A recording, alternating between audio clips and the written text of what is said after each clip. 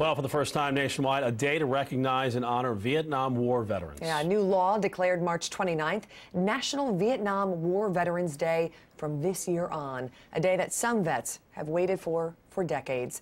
24-hour News 8's Eric Feldman is live in Plainfield at an event to honor and help these vets. Eric. Good evening, Brooke and Mike. You know, it was an emotional day here. It started with a resource fair for these Vietnam War vets here at Plainfield High, and it was followed by a ceremony to honor these Vietnam vets who served. There are 150,000 of them here in the Hoosier State, by the way. That's how many vets there are still here in Indiana. And the ones we talked to say that today, this remembrance was a day they've been waiting for quite some time.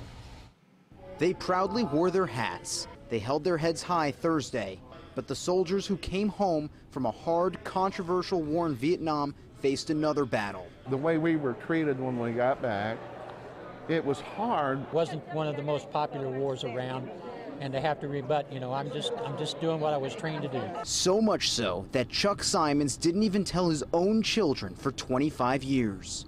You just didn't claim to be a Vietnam veteran. And they say that stigma made the return home a challenge for men and women forever changed. A lot of my people didn't come back, so they're not here.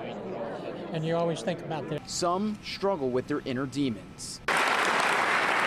But this Thursday, I didn't expect this type of crowd here. A welcome home on the inaugural National Vietnam War Veterans Day. Be thankful that they did what they did, because a lot of lives were lost. An event put on by Senator Joe Donnelly, who co-sponsored the bill to create this National Day of Recognition. First, a resource fair, followed by a thanks to the living, a tribute to the forgotten and the fallen. A day of thanks more than 40 years after the end of the war, but a pledge to never forget.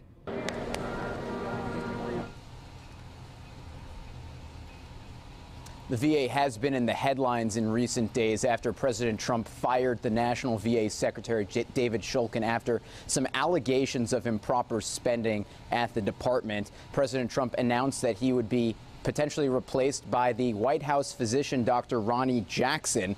That's who would be replacing Shulkin. And we asked Senator Donnelly about that prospect with the confirmation process forthcoming, and he said he is still examining Jackson's qualifications and would vote accordingly. I'm live in Plainfield. Eric Feldman, 24-hour News 8.